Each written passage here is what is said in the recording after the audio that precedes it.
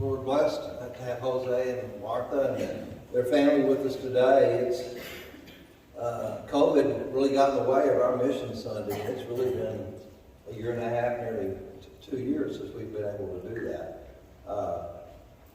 Jose, we met in, I guess 33 years ago, something like that, 33, 34 years ago, and we all had black hair or whatever, and no bellies and everything, but it was just a gift to us. Jose is not a missionary. He is our brother.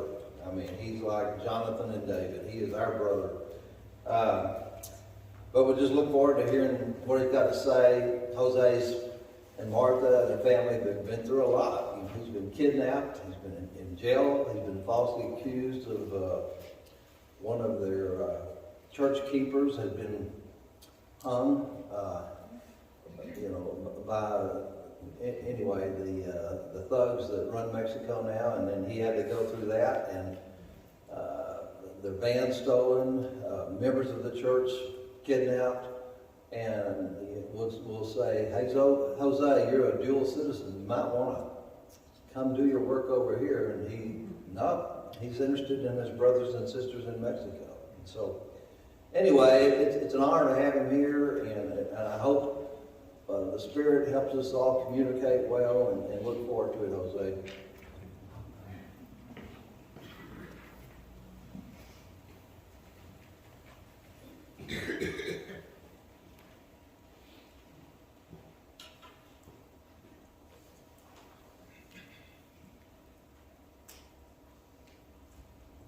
It's working? Okay. First of all, brothers, I would like to appreciate each one of y'all for this, January 26th, next year will be 34 years since we've been part of early family. We used to live in Fort Worth, I guess you know, before School of Preaching for 88. But we decided to go and preach the gospel somewhere, and we decided to go to School of Preaching, and we were not sure where to go when we decided that we wanted to preach the gospel of the Lord. We've been members since 1975 of the church, and then we got married in 1981. And after we got married, we started thinking that it was a good time for us to kind of spread the gospel of the Lord. I don't know if I ever told you the story of why I decided to become a preacher. We had a Bible study with some denomination, and when we were young, we didn't have enough knowledge of the Bible. I mean, we study every Sunday, every Wednesday in the church. Me and Martha, my wife, we kind of tried the youth group, working in the church, and we preached some, but not enough.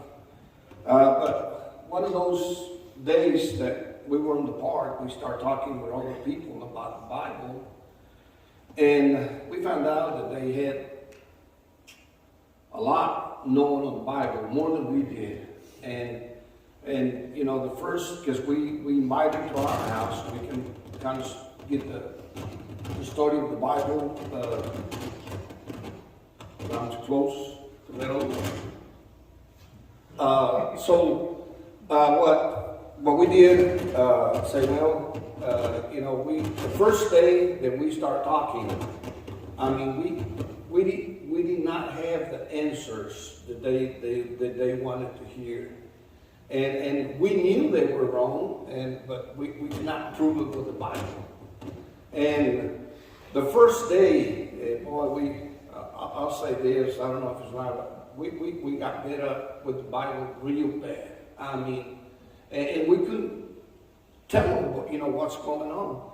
But I had, thanks to God, I had a good job. I was in the office all the time. I was a warehouse manager for one of the big companies in Fort Worth. So I had all the time in the world to start the Bible, study the Bible. And I called some of the preachers, to help me. So I start studying the Bible with the notes from different preachers, because we had another talk with those guys the next day.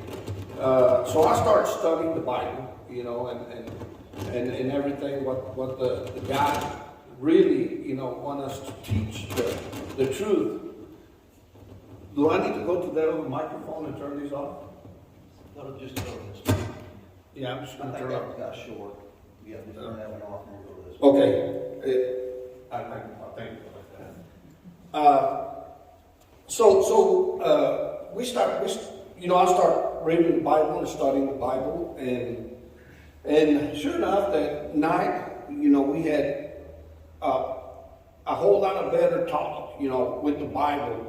We were able to tell them exactly the truth to that people. And the third day that we spoke, they were convinced that they were wrong and that God was right. So that moment, we start talking with Martha, and I say, if we have the truth of the Lord in our hands, why not be prepared to tell the people the truth? And that's when our minds start, say we need to go and get ready, study the Bible, and so we can preach the truth to the people around the world. And that's when we decide where we wanted to go. We were members of a very powerful Spanish-speaking church in Fort Worth. We used to do these seminars every year where we invite people from everywhere in Mexico and South America, and they will come for 1 week, and we had service for a week every hour. We met a lot of preachers that they had a lot of knowledge on the Bible.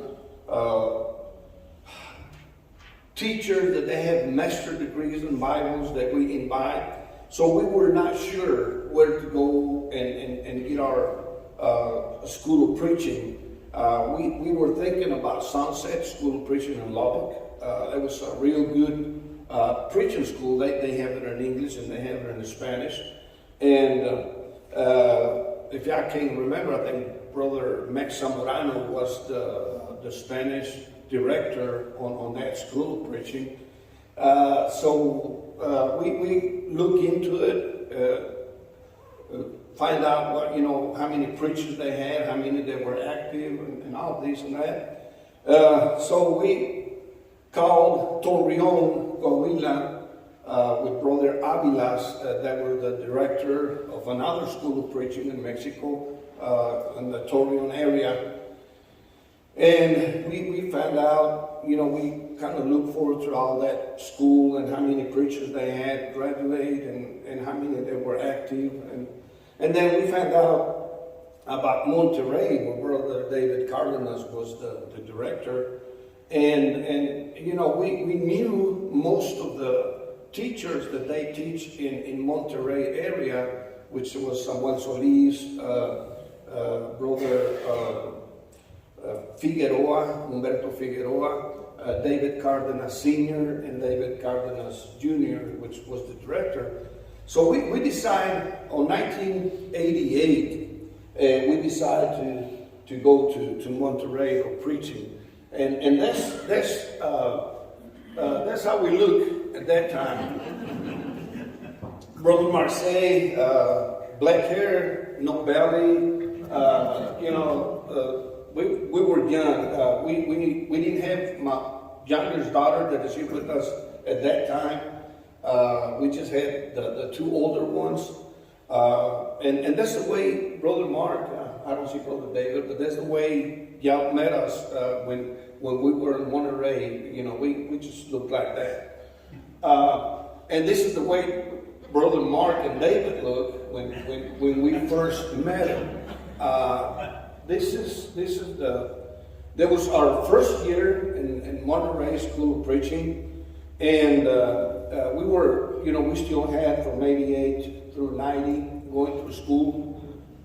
But when they were in Monterey, they were looking for someone to can kind of translate, and they kind of move them around with other churches that they wanted to visit. So I don't remember how we got together, but brothers David asked me, "Do you speak English?" I said, "Well, not very much, but I do." He said, "We need you to come with us," and he and my brother Mark talked about it, and that's when we started being part of early family. 1988. On 1990, February the 26th, that was our graduation from Monterey School of Preaching, and we wanted to open a church in Acuna, Mexico. And Brother Mark told me that, early would like to help us go through that, starting a new church in Acuna, Mexico. So 2 weeks after graduation, we graduated on the 26th of January. On February the 13th of 1990, we start a new church. It was 2 weeks after we got out of school. We started a new church in Acuna. We just had a very, very small room. I'm going to get out of the way. I don't know if you're going to hear me or not, but we just had a small room, but that's how we start. It was a very, very small room.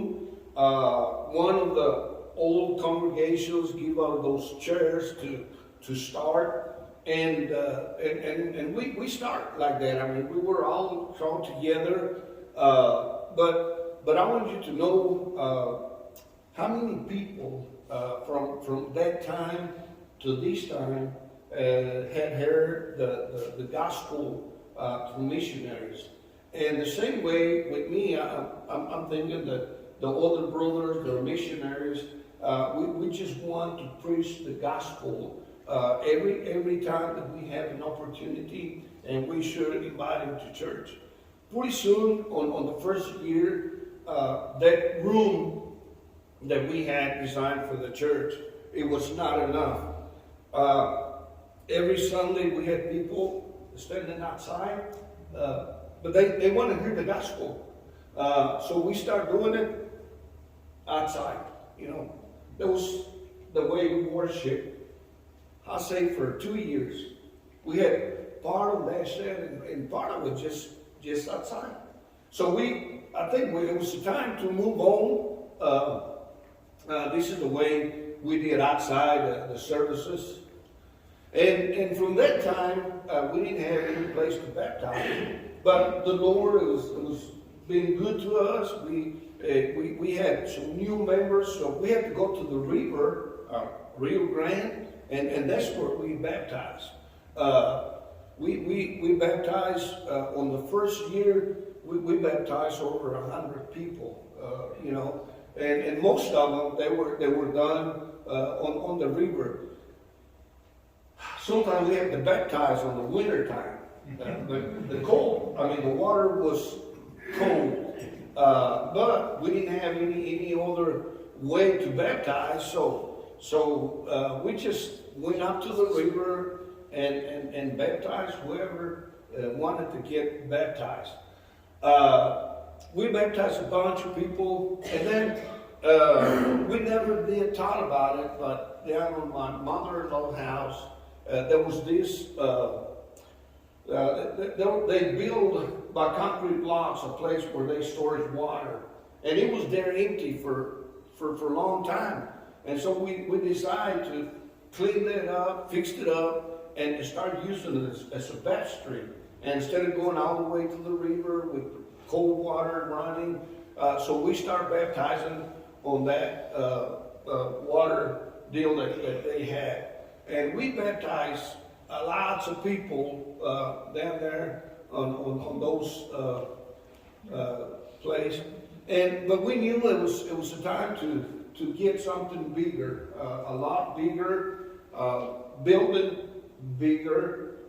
because we had the people standing outside while we had to worship. With help of some of the brothers, including Early, we bought a new lot closer to the main roads that we wanted to build a building. As you see, we were young. I'm the one with the striped shirts in the middle, and my workers was a whole lot younger than me. Most of them were kids, but we had to do something for the church, and so we start building the new building. We didn't know. I didn't have a clue how to work with concrete. But my father-in-law and my brother-in-law, they were masters in that concrete work. So I was going, every time we were going to do something, I would go through them and ask them what to do, how to do it, and we came down here and tried, and it worked. It really did work. We put the floor with this group of persons. That's my wife Martha. She looks like a kid, but that's Martha, and I'm right behind her. That's my brother-in-law on the right side. That he helped us with the concrete work because he knew how to do it. Pretty soon we had the first building, the walls. We worked. I remember that roof came, Brother James Jr., James Cooley, he sent some money for us to buy the material. And without windows, without doors, we start worshiping on that new building. But as you can see, this is when we just first began, when we just first started. It wasn't big enough. When we were building it, we thought, we're going to have it's 16 by 45 long.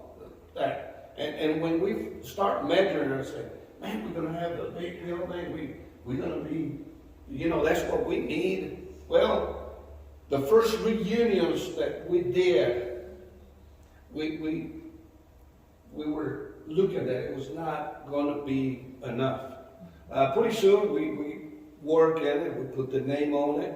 But this is the way they look inside. We had just crowded all the time. So it was a time to move on. And that was a hill, so we had to put some dirt, put a back wall in the front of it. And we start kind of planning, bringing some load of dirt to get a bigger place to worship. Pretty soon, we were doing services outside the building. Because, it was just not enough. And I want you to know, brother, that this is your work. This is that you've been helping us to get that long. We had people outside every Sunday, and we knew it was time to get a bigger building, where we have more room. And by that time, I met Brother Rick Owens. I don't know whoever met Brother Rick Owens. He's from Las Cruces, New Mexico. He's originally from Alaska. But he was go to churches and ask for donations or ask for a group of people who wants to work in Mexico. And what he'll do, he'll get a group from this church and take it into Mexico and make the donation for the material, and also they will work with the group in Mexico. So we met Brother Rick and started talking about, and the first time that I met him, I told him, I said, brother, we have this church in Acuna, Mexico. We have a big lot, but we don't have a big building. We worship outside once in a while when there's not enough room. What can you help us? And he asked me directly, Jose, what do you really want to do on your building? Exactly what do you want? And my thought is, well, I just want a bigger building. You know, we already had the back wall where that sign is. We already had part of the dirt leveled up. And he said, I just told him, I just want a bigger building. And he said, no. Stop and think. What would you like to have?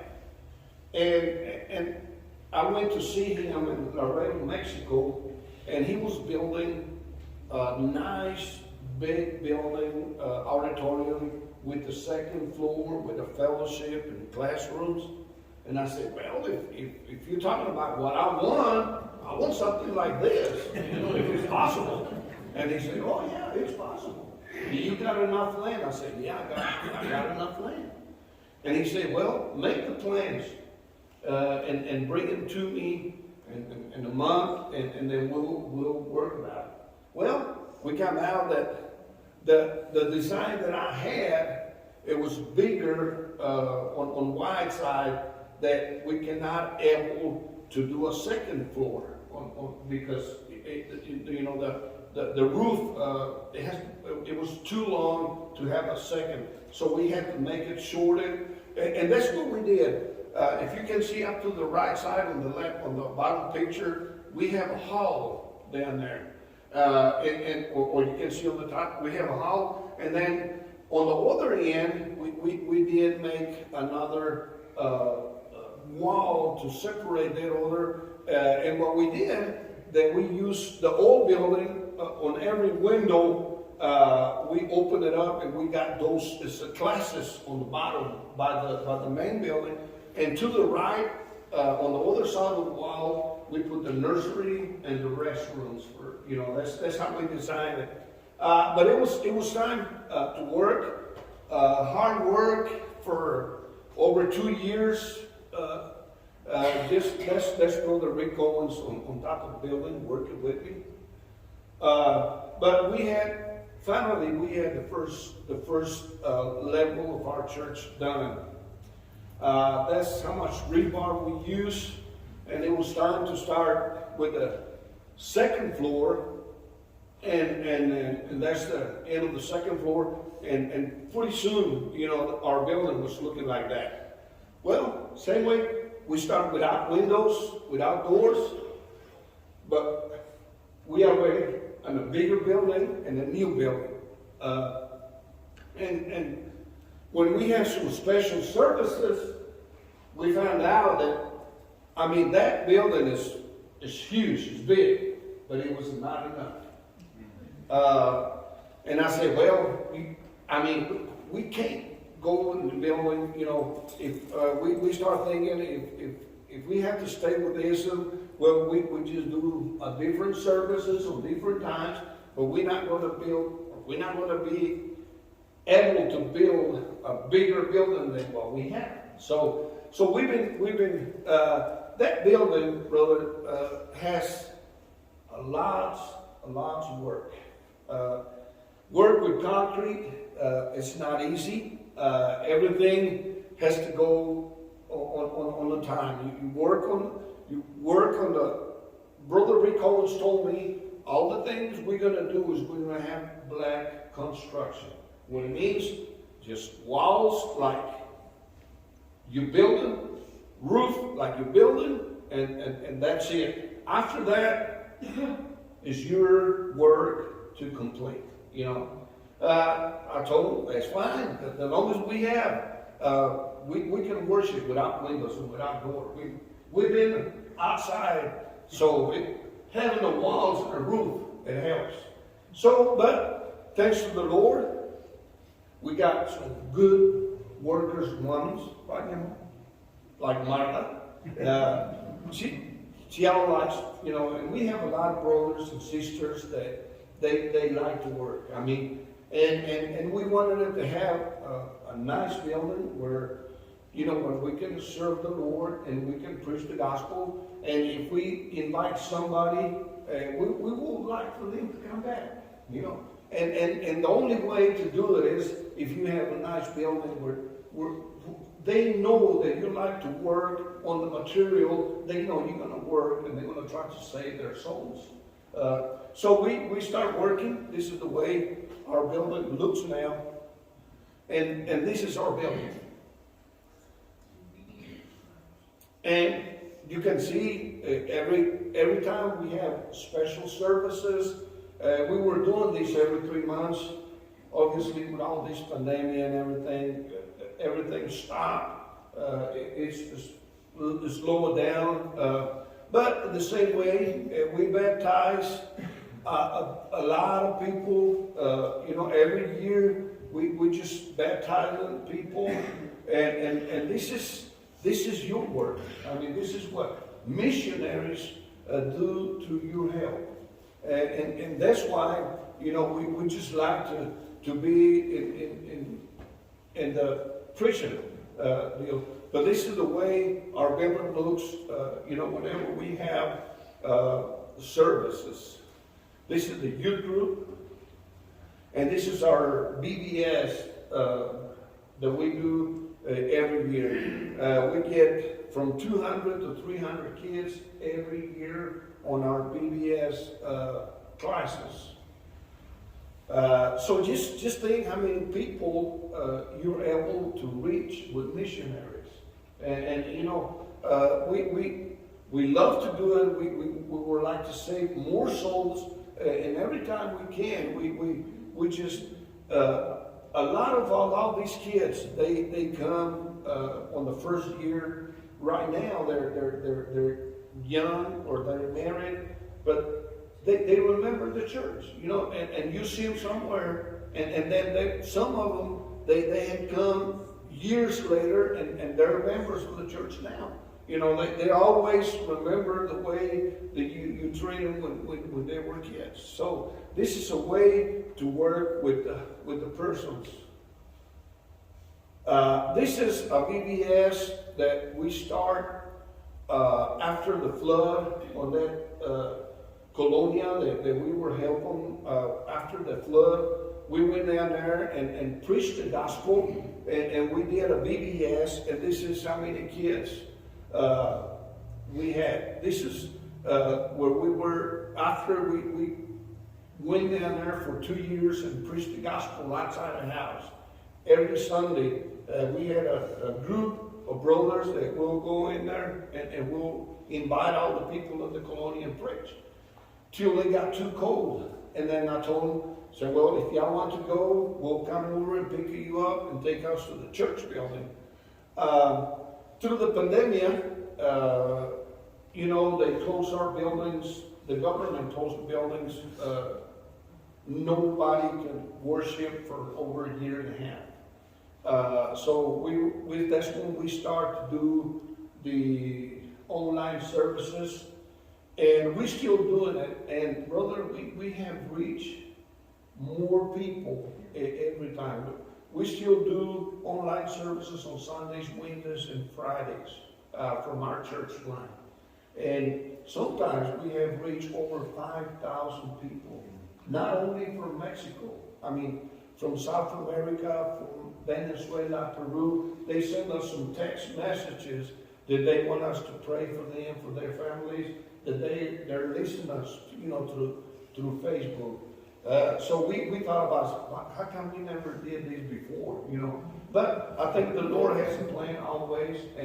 And so what we do in communion, we put portion cups and we fix them on the house.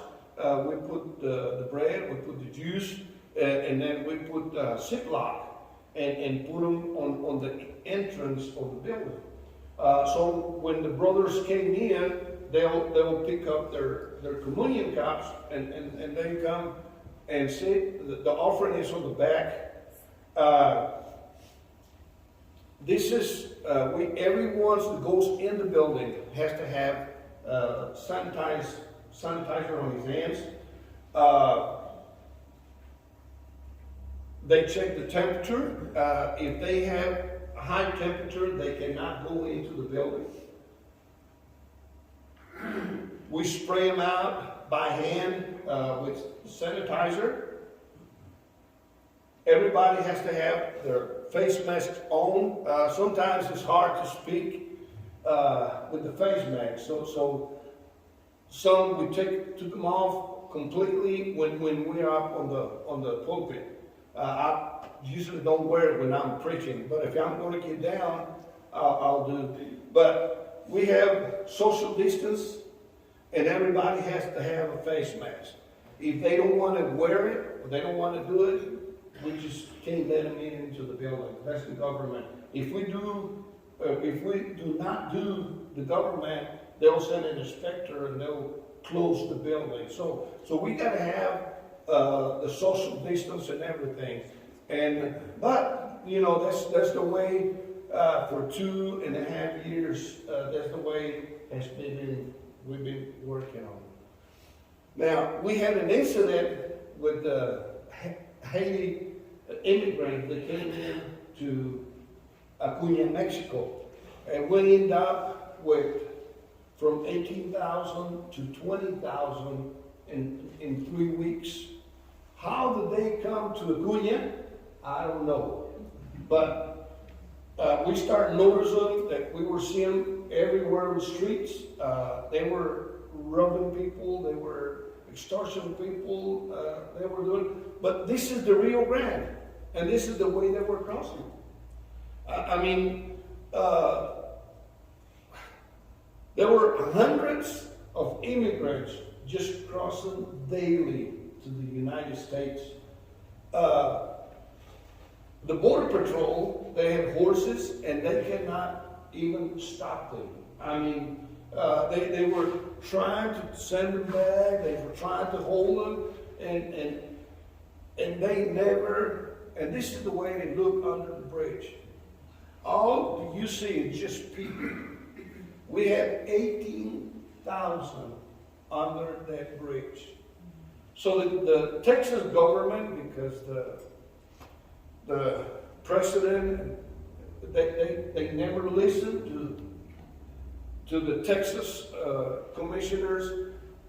They decide by their own just to close the bridge because it was unsafety for all the people crossing.